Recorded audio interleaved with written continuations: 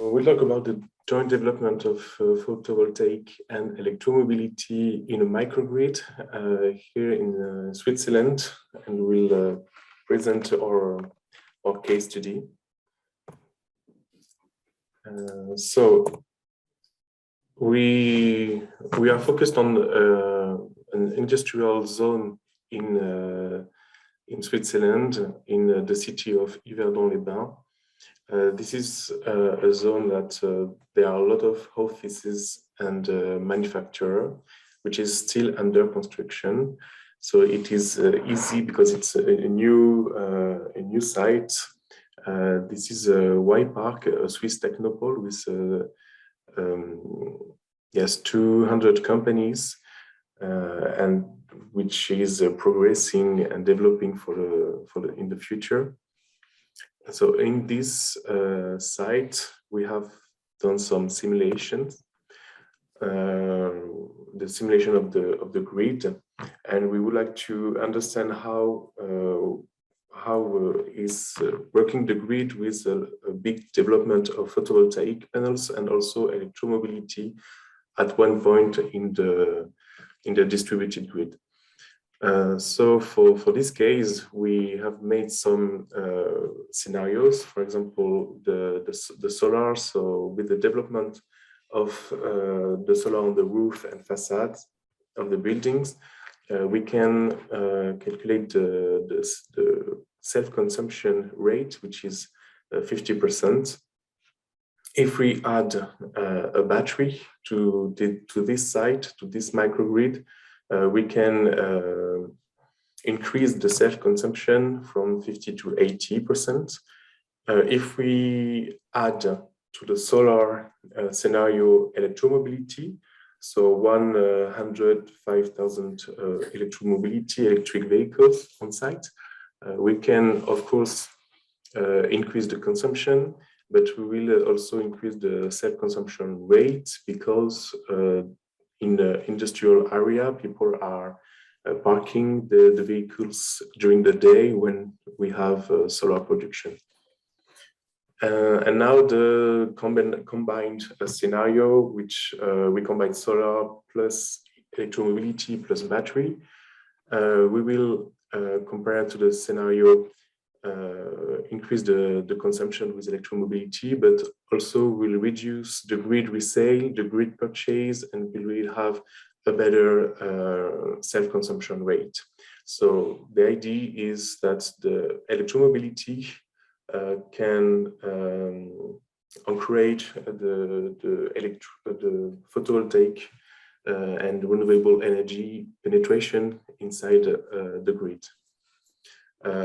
We can also see this, the electromobility plus battery. We can see this scenario as vehicle to grid, and we can see that vehicle to grid can, of course, charge and discharge, and increase the self-consumption at this scale.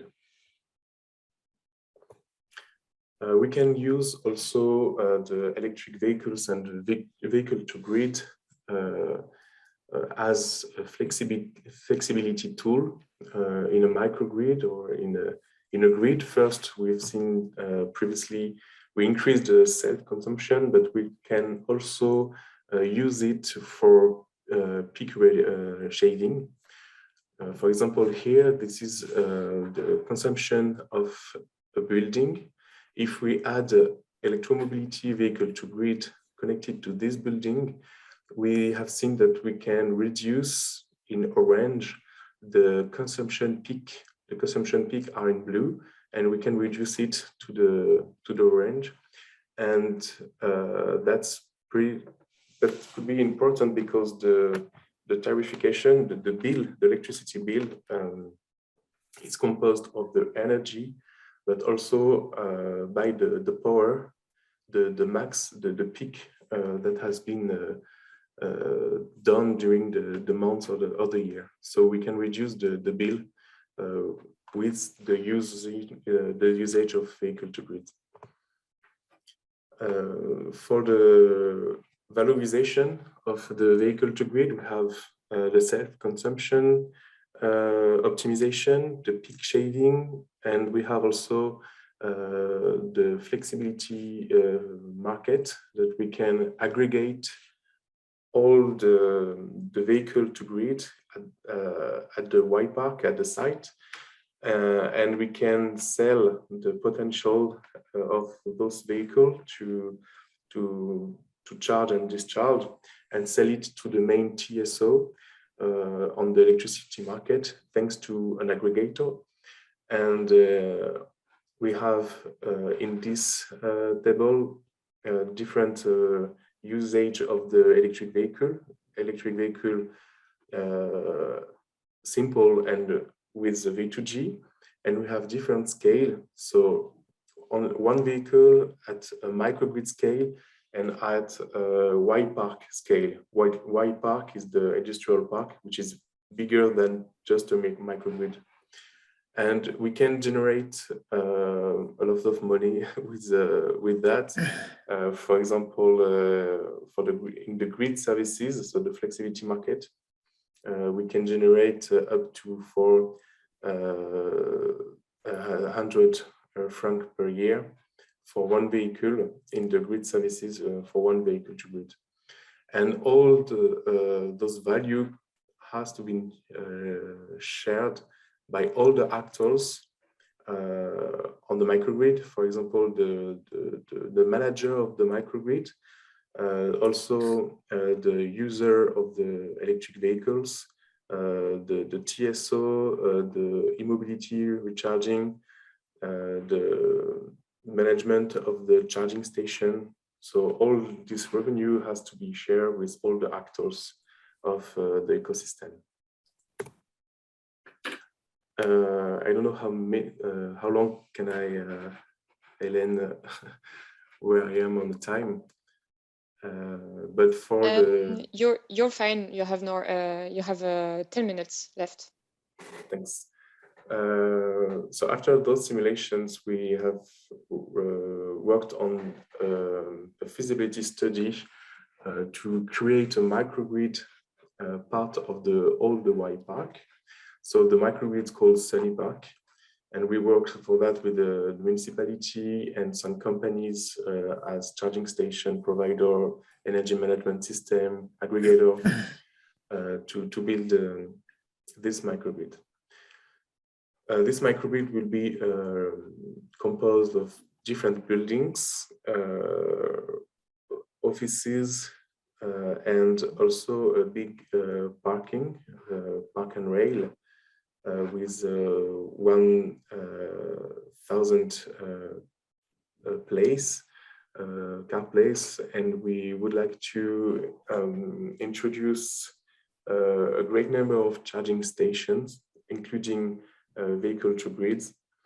We have also PV production on roof and facade of the parking and on roofs of the other building. And we would like to develop this microgrid with all the company. We also already received the financial and the finance of the public entity as the Swiss government and the regional, the local government. And we will develop this microgrid beginning of the next year, sorry. And the idea is to show and to develop all what has been simulated in a real case. So this is the parking with 7 levels with all the charging station, and we will have a part of the parking, the facade, which will receive PV panels on the south side, and this is the scheme for the charging station and vehicle to grid.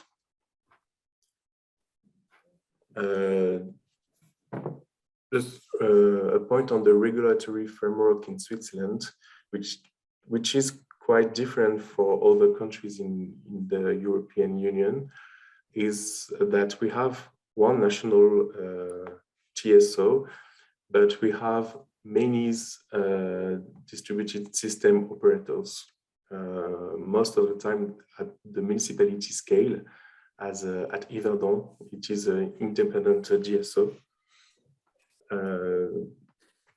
We have also the market, which is opening for 28, that a great consumer can choose their electricity provider. For now, it's not the small consumer, but this is the idea for the future.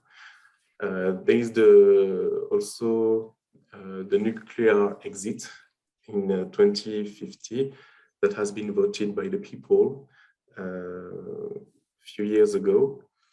And with this idea is to develop renewable energies. We have already hydro power plant in Switzerland, but the idea is to develop photovoltaic panels, wind turbines also. And for PV, we need to increase the local community and microgrids to have this decentralized production. And so in 2018, we opened the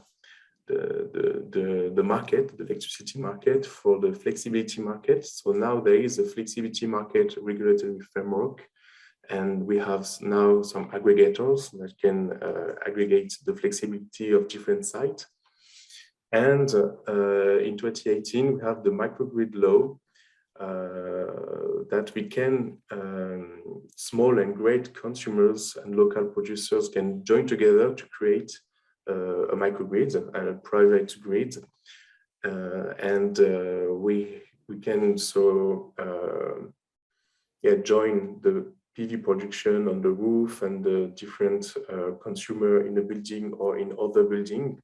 The idea to have only one point connection with the main DSO, and the market, the owner and the manager of the microgrid could be someone else as the local DSO. So this is an open market, and inside the microgrid, the electricity tariffication politic is free. The manager can choose the tariff, can make the electricity tariff dynamic, and we have here a good place to play with all our technologies, thanks to this regulatory framework. So thank you. I let the floor for Shen. Thank you very much, Geoffrey. Yeah, very interesting to see also those regulatory improvements at the end the last years, and yeah, I think but we will speak later about the regulatory framework, which is also very, very different from Ireland. Mm-hmm. I would just have a question because yes. You presented this the advantages from the vehicle to grid system, that you can also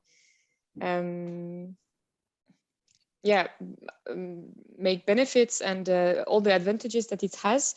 But what did you also study? What are the risks and the limits of this vehicle to grid system? Yes, we hope that we can have all the participants, all the user of electromobility that will accept to participate to this market. The principal benefits are, yes, the value that we can create and share even with the user, the final user. But the main risk is the social acceptance of this technology, and we are thinking how we can make people play with this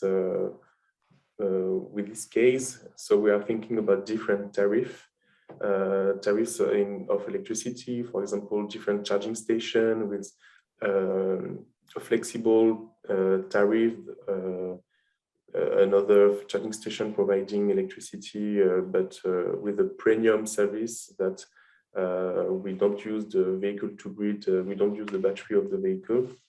So the main idea is to how many models will be vehicle to grid compatible in the next years. The models of electric vehicles, of course. People will buy it, it's another point. And when they have this vehicle able to be a vehicle to grid,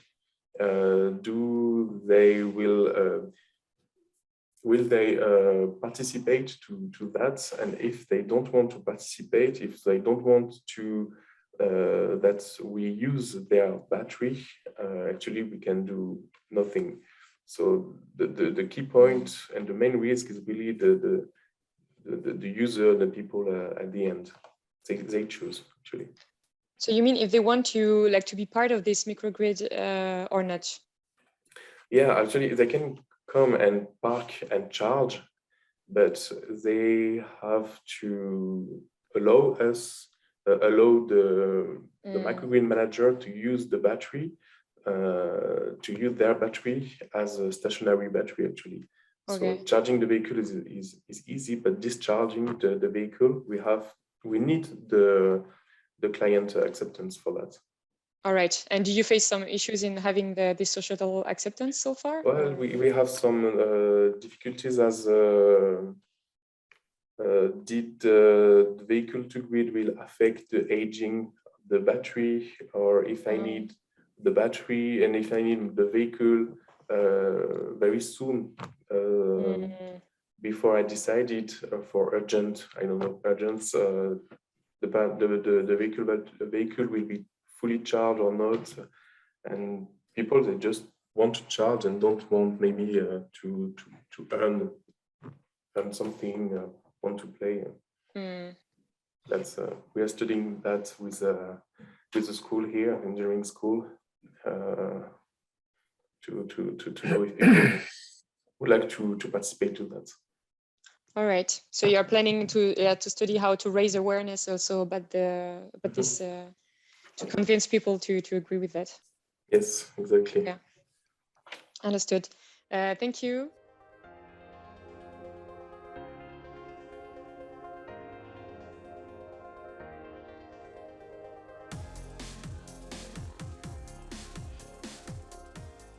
Shown lines here, I'm in the Waterford Institute of Technology in Ireland, and as part of the RegEnergy project, we are developing a software platform that allows you to manage and control an energy community.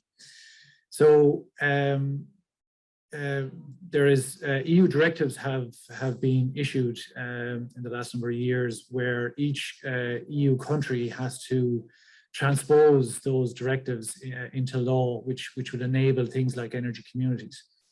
And there's a lot of reasons why you would want to do that. Predominantly that you can now, it will enable these communities to integrate their own renewable energy to suit their own requirements. And there's certain, until those laws are transposed, there's certain barriers that really prevent that from happening. So obviously, from our viewpoint, you need technology then to manage those flows and what those energy communities might look like in the coming years. So that has been our focus. Just very quickly on the EU directives, there's two main EU directives that pertain to the work that we're doing. One is the Renewable Energy Directive, and the other is the Electricity Market Directive. So basically, at the moment, just at the bottom of the triangle, you have what's known as active consumers, which is just maybe someone that might switch on or off an electrical appliance to suit energy tariffs. Next up, then, is renewable self-consumers, where someone that may have integrated renewable energy for their own use. And currently in Ireland and in other European jurisdictions, you can really only do that behind your meter. It's very difficult to share it out beyond that, or there's not really a revenue stream for that. The next level up then is jointly acting. Jointly acting really is just within a building. So you could be in an office block where one person owns that building and they have renewable energy on the roof, and they then maybe can share it with another member within that building, but it is restricted to single buildings. The top two levels then is really when you start to get this quite a bit bigger. It's citizen energy communities and renewable energy communities. We're very much focused on renewable energy communities because they're the ones that you have to be very close to. So it's got to do with physical sharing of energy. So it would have, a typical example would be an industrial park or an area of a town or a city that are electrically connected behind a series of substations or nodes. Okay, citizen energy communities then really are where they don't have to be geographically based, and they may virtually share energy at a higher level. So what does an energy cluster look like? So as I mentioned earlier, company A may put some small amount of renewable energy behind their on their roof in solar or wind or whatever, but it's very limited in that it has to be behind their meter. And okay, they may be able to spill that out, but there's very little return on investment for that. Where if that company then wants to put more renewable energy on, this is where these EU directives now come in, where mechanisms for energy communities like peer-to-peer energy sharing are evident. So if you pick an energy community, in this case, I just have A, B, C, and D. They may be industrial companies, they may be residential areas. What we've done is we've built a software platform and a prediction model to take in all of their data. So you can see there I have metering systems at each location, on each meter. So we've been able to suck in all of their data such that we can build a prediction of what those companies or residents are likely to consume in the next 24 hours. We've also built a renewable energy prediction model where if you have renewable energy, wind or solar or whatever, that based on weather forecasting, you can predict what they are likely to produce in the coming 24 hours. What you can then do is when you have a profile of each individual load within that community, you can then aggregate those up to have an aggregate of the whole community together. And that may be 20, 40, 50, 100 companies or whatever. The size is not limited once they are behind a substation here. Obviously, we have meters on every point. Then you can build a renewable energy system to suit that aggregated load. So now you're at a scale that's now worth doing. So we've now gone from having maybe one company that may have a very, very small amount of renewable energy behind its meter to a community that can build an energy system, a renewable energy system that makes themselves as sustainable as possible. And really what our platform is doing is trying to maximize that sustainability. So you're trying to increase the maximum amount of renewables that you can have. And you can also, as well as having wind and solar, you can also bring in battery systems that again increase that sustainability. Again, you can ramp those up and down to suit, because obviously your renewable energy is variable and intermittent by its nature. And that's our vision really for an energy cluster. And our RegEnergy optimization system and prediction system sits here where it can see all flows. So obviously you would need some kind of a supply company also that manages the flows of energy between the community itself and the grid. Okay, and that's where our optimization system would sit. Okay, so we are running 2 trials in Ireland currently. I should say that the EU directives, we're in not in as good a position as Jeffrey and the guys in Switzerland, in that the EU directives are just currently being transposed here. So it's still not possible to do mechanisms such as peer-to-peer energy trading. But we are working very closely with our regulator here in Ireland, and also the department that's responsible for energy and climate change, as to how these EU directives will be transposed. And obviously, we're sharing that data with them such that when the laws and the mechanisms are transposed here, that they can make an informed decision as to all the advantages that energy communities bring and how they may be managed, and that a fair and transparent system can be incorporated for all. So the 2 trial sites that we have are both in the southwest of Ireland, in a place called Dingle. It's a peninsula, and there's a lot of smart grid initiatives happening in that area because it's a peninsula and it can be easily isolated. And we're working with our partners, Udros and Gaeltacht, they're our sub-partners in this project, and they have a number of assets in rural Ireland, and they have a number of assets in that area. So within the Dingle area itself, we have two trial sites. One is the Udros and Gaeltacht offices in Milltown. They have an office block, obviously with a number of offices within that. And then very close to that, they have an industrial park where there's a number of industrial clients taking up their premises there. So the first one, the office trial, the office block is, this is just a planned view of it. There is 10 companies within this office block, one of which is Udros themselves. And Udros have a small amount of renewable energy. There's about 8.5 kilowatts of solar on this roof. But due to the laws that I mentioned earlier, really they have to connect that behind the meter of that one office. Okay, we've obviously worked with our DSO here as well in Ireland, assessing what the capacity may be of the local network. So that basically the line is fed in through a transformer here at the back, and it's fed into a plant room where the energy from the grid is distributed to each office. And obviously the meter for each office is in a plant room, which is literally side by side. So if they were to share energy, if we were to create this into an energy community by incorporating more solar on the roof and wind or whatever we decided, literally the sharing of that energy would literally be just across a matter of inches across meters in the plant room. So what we've done is, like I mentioned, is we've put smart grid monitoring equipment on every single office to allow us to suck the data to build the energy profile. And now we can then design a renewable energy system to suit that cluster. And because it's all behind a single transformer, the sharing of that, we would just, it would all happen behind this transformer. So it wouldn't affect, unless we spilled out, it wouldn't affect the outer grid. Okay. We've also incorporated a renewable or a battery system into the office block, which again allows us to ramp up and ramp down at different times to maximize that sustainability. The second trial site again is an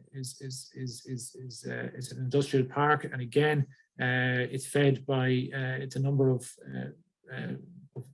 industrial clients in there of varying sizes, from fish processing to refrigeration company to ice cream manufacturer to crystal making. There's a wide array of different industrial clients in there. And again, we incorporated smart grid monitoring systems into each, such that we can build a profile of what they're likely to use in the coming 24 hours.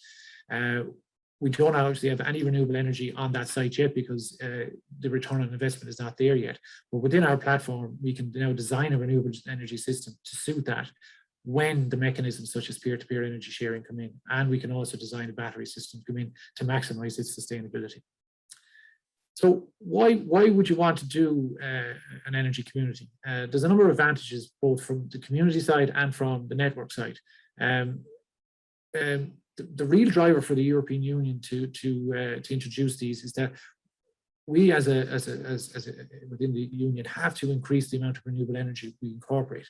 And obviously there's an element of if renewable energy projects are foisted upon communities without that community having any say or ownership of it, there tends to be an opposition to it, and what's known as NIMBYism, not in my backyard.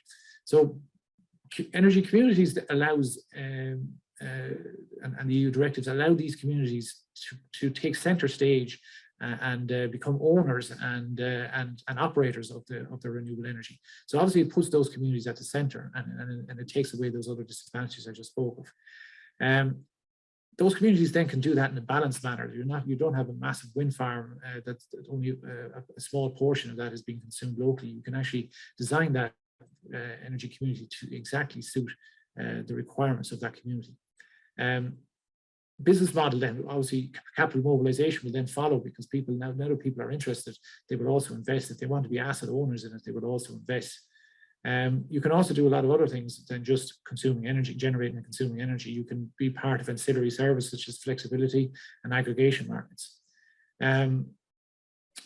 Obviously, if the less distance your energy has to travel, the less system losses there is. So obviously the old energy system was very, you know, unidirectional, and you had large power stations, maybe hundreds of miles away, sending that energy down that peninsula of that map that I showed. What this is allowing these people is potentially to become self-sustainable themselves, and obviously then there's going to be much less grid there's going to be less system losses, and in the future then that will reduce the need to reinforce that grid. You're also obviously sweating the assets better, and you can also engage in things like peak shaving and giving technology to these prosumers that they can actually see. They can see exactly what their energy profiles are like and how much money they're saving. So the architecture that we're working to in RegEnergy is obviously we're working with multiple energy prosumers within that energy community, some of which may have their own renewable energy. Now it allows us to design a renewable energy system to suit that whole community, and then they can the optimization system then can interact with the grid, and then that allows you then to go even up to another level where you can then start to interact with other clusters. Potentially there's times where you're buying energy, and potentially there's times where you're spilling energy on the grid. That allows you then to interact with other clusters, the main grid, and roll that up into rural and more urban areas. So this is just a screenshot of the RegEnergy platform itself. There's quite a lot going on there, but I'll just quickly explain. This is just the top level that maybe the energy manager of the group might see. So obviously there's different actors that will interact with the platform. You may be an individual site within that office or industrial park, and obviously then you can only see what's happening at your own site. You may be an owner of multiple sites within that cluster, and then obviously you want to be able to see an aggregate of how all your sites are doing as a whole, or you might want to see how each individual site is doing individually. Or you may be the owner or the manager of the cluster, and you want to be able to see how the whole cluster is doing. Or you may want to drill down and see how an individual company is doing. So you can choose all of those up here in the top left corner. The graph here, basically the top graph is really just about the energy, you know, how much energy we are consuming and how much energy our prediction models predicted that we're going to be using. And the same with solar. How much solar are we generating and how much solar did we predict? On the bottom end, it's really the bottom graph is the financial element of the graph, which breaks down all your energy charges, your tariffs, all your consumption charges. And obviously that change, all graphs change based on whether you're looking at a site or as an organization or as the cluster as a whole. On the right-hand side, then we have a load of tiles just showing you a quick snapshot of how much savings you're making, what's your energy at the time, what's your solar generation at the time. And on the left-hand side, we have all the different modules. So you can go into market, for instance, and do reporting on how much paid over the last month or 2 months or a year. In load, again, the same, what you can do all historical reports on how much you've used, how much you've consumed from renewable energy, how much you've consumed from the grid, all your solar reporting, all of that's done on the left-hand side. We also have a module here called scenarios, mainly because this is all virtual at the moment because the law hasn't been transposed yet. So obviously you want to, your cluster might get bigger, it might get smaller. You might be going to a new cluster where you're inputting a lot of new data and a lot of new loads, and you want to design a renewable energy system to suit that.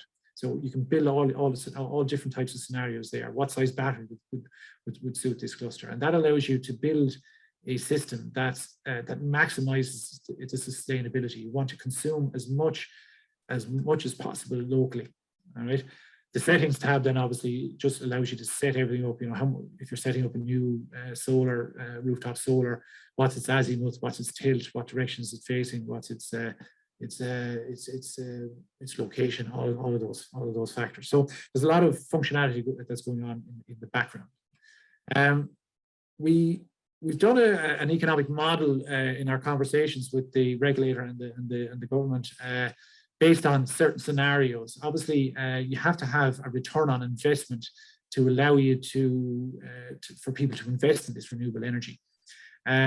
So just a number of graphs here. I'll very quickly go through them. This basically, because the solar in this case is connected behind one office, we also try to maximize its flexibility, and there's a lot of heat pumps and stuff going on. So we want to incorporate as much solar as possible at that site. You want to have as much load at the time when you're going to have solar. So some of this load we were able to optimize up to solar times of the day. This is just a graph of what that optimized load of that one office is, and then also the black line is of the cluster as a whole. So again, there's more load there that could be optimized to solar times.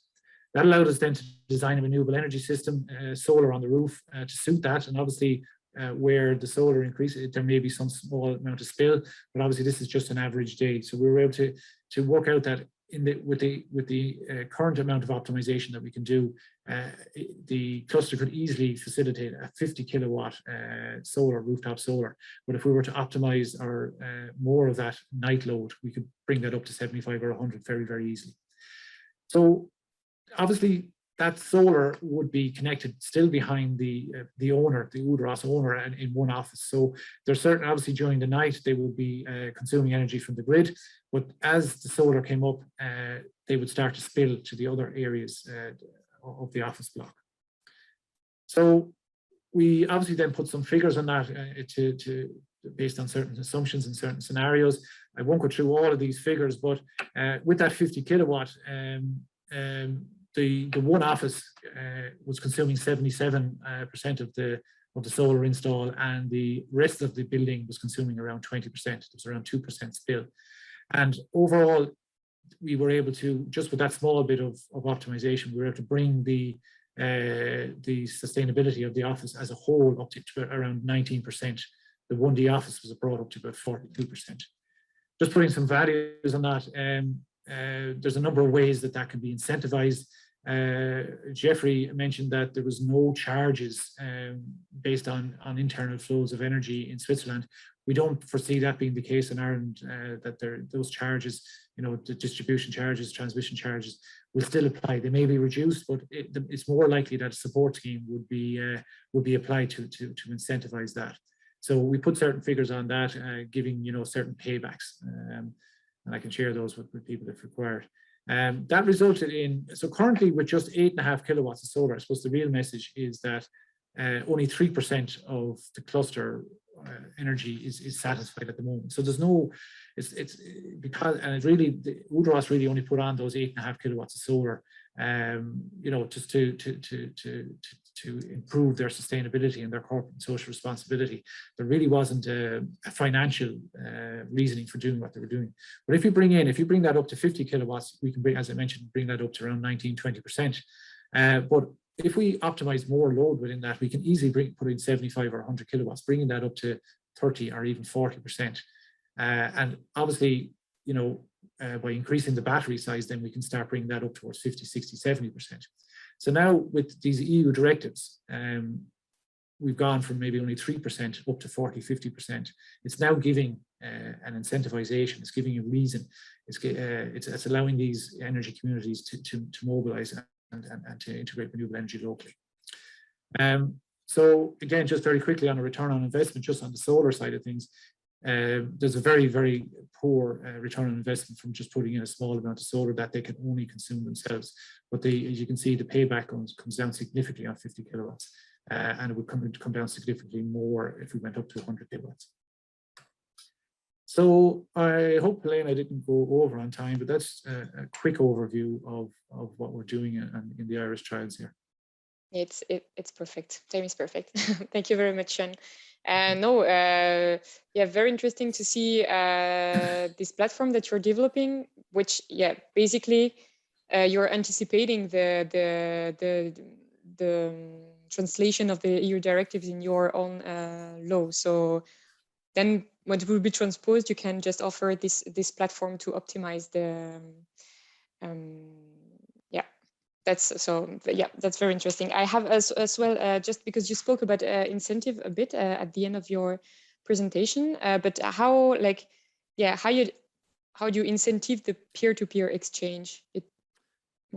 So in practice, as Jeffrey mentioned, your energy, the price you pay for energy is broken down into a number of factors. It's the consumption of the physical energy itself, but also how much it costs to bring that energy to you. There's distribution charges and transmission charges, and in the Swiss example, those charges are not being applied. So there's an immediate business model there, because you'll be saving those charges if we are sharing that energy locally between us.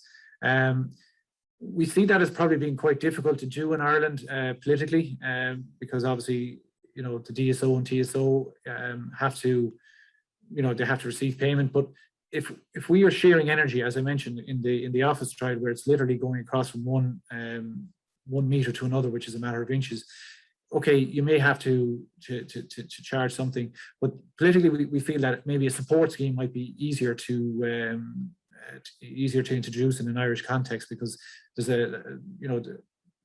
introducing renewable energy support schemes have been used to allow these. So one of the scenarios we discussed with the government and the regulators, that those charges would remain, and that you would still pay them, but a support scheme would be applied to offset them, and that support scheme then would be split between the person that owns the asset and spills the energy, and also you have to incentivize the person to consume it, to be part of that community, so they would get a dividend back. They may pay all their charges, but they would get a dividend back on any energy that was shared within that cluster. All right. So that means that yes, at the end, this will have like a positive impacts as well on the economics of the renewable energy communities. That's the return on investment, because exactly. Again, there's a glass ceiling there at the moment if you connect it just behind your meter and you can only consume it yourself, because you know, you might be a very seasonal business or whatever, and you have different loads at different times of the year. You might work weekends, but if you can bring in and aggregate a community around you, you can build an energy profile that's much larger, that allows you to design a renewable energy system to suit that. But you're only going to do that if there's if I share energy with you next door and I don't get paid for that, and you still pay for it as if it came from a traditional power station hundreds of miles away, then there's no incentive to do it. You have to have a mechanism to allow to have a business model around it. All right. Thank you very much, Sean, for those explanations. To finish, I would like to start a small discussion. We have maybe 10 minutes left or something. So also in the audience, if you have questions, write them in the chat, or just don't hesitate to say that you want to speak, and we will give you the floor. I wanted as well to deepen a bit this topic about the regulatory frameworks in your both countries, because we see in Switzerland, it's in this law of 2018 allow you already to go further with energy communities, and in Ireland this is not the case.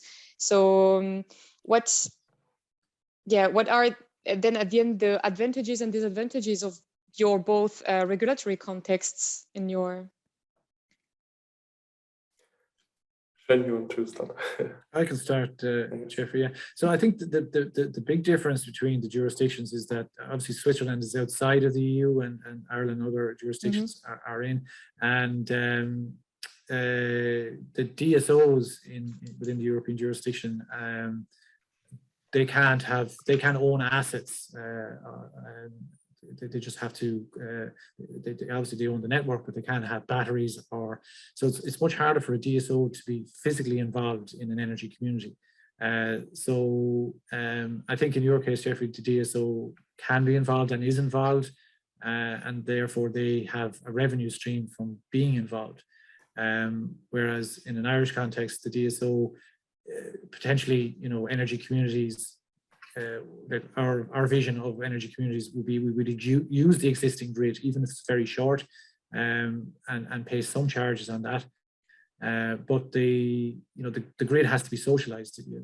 One of the biggest issues the EU has is that if energy communities become very popular, what happens to people that can't afford to be involved in energy communities? Are they paying? The grid still has to be paid for, and are they paying a bigger portion of the grid. So obviously, any system that comes in has to be fair and transparent. So I think that's the different. I think that's, you might discuss, Jeffrey, how the DSO is involved within your communities, and that probably is the biggest difference. Yes, actually, as I said in my presentation, we have many DSOs. We had before the opening market of electricity market law, even more, and now we have some grouping, so it's a bit better, but they are still they are of course the strength with this framework, to have many DSOs that they can go to another place, another municipality that they don't manage the main grid. The DSO can be a microgrid operator, owner and operator, so asset owner, which is quite the difference between the framework in Switzerland and in Ireland. So we have many strengths with that we can play with the tariff. We can develop more easily the photovoltaic and local renewable energy production. We have also a great innovation, because a lot of companies, startups are creating to be part of this market. So that's quite interesting. The energy innovation is quite interesting in Switzerland for that, but we have still some weakness with this great number of DSO. The electricity is still a bit expensive, and when you have one DSO versus 80 DSOs, yes, you have some extra charge for them to discuss with them, and to have some not a centralized yes, a grid operation room, for example, this stuff.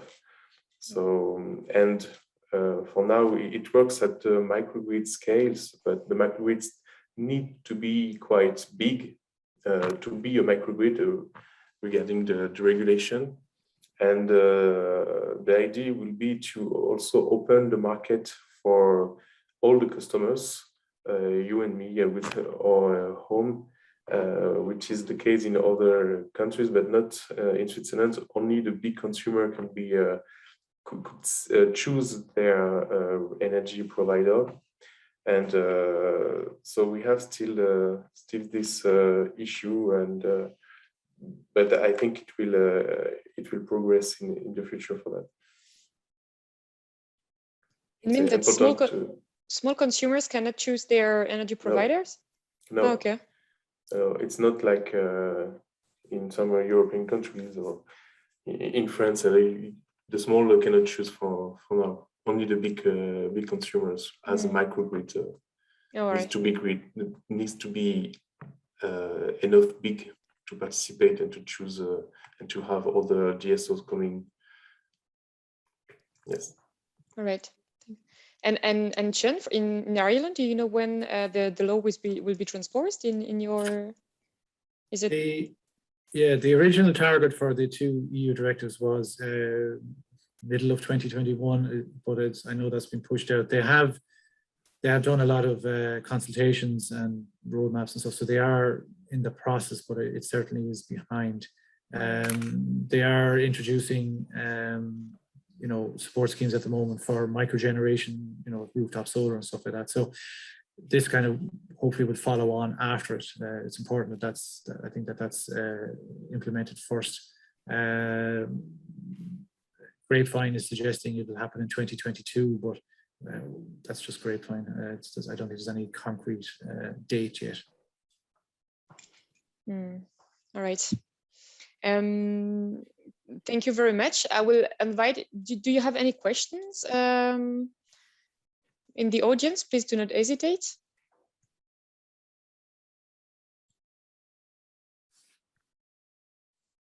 Well, I don't think so. It means that everything is very clear. Could I ask you a question, Jeffrey? Just on the, obviously you're hoping next year to implement this, which is great to see. How will the tariffs be? Obviously, whoever invests in the renewable energy and the batteries and the V2Gs and all of that, obviously you'll have to agree a tariff amongst the community to get a return on investment for that. How will that tariff be reached, and how is the governance of the energy community or the microgrid purely based on who invests in it? Actually, the investor is the local DSO, which belongs to the municipality. And the idea is to have a number of charging stations that will increase depending on the demand. So to do not have a huge risk, the photovoltaic panels, the municipality, the DSO will open for people of the city to buy some part of the installation. So it's quite a participative financing for the facade and the roof PV installation. And for all the grid, the energy management system, the aggregator, and all the component of the grid, actually, as the smart metering, the local DSO will be yes, the owner investor.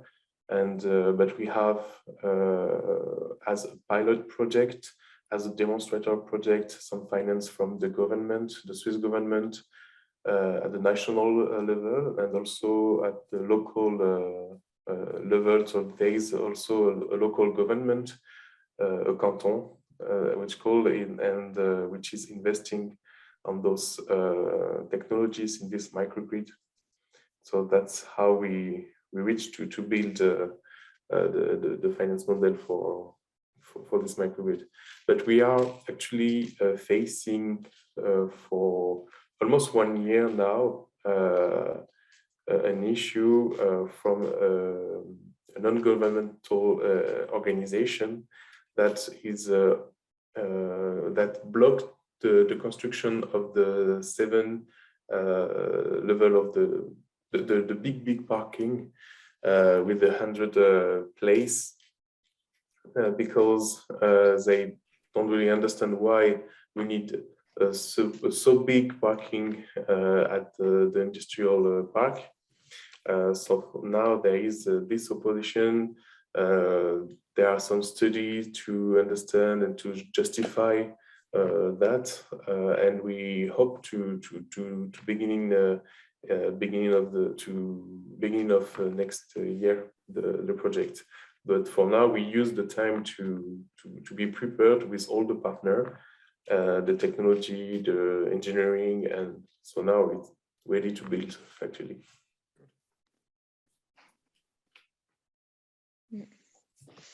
Thank you for those precisions. Thank you. And then, yeah, I think it's the time to end our discussion. I thank you very much for being here and for presenting your works in your both countries. And yeah, so if you want to share this discussion, please do not hesitate afterwards, or if you want to see it. And yeah, and I wish you a good afternoon to everyone.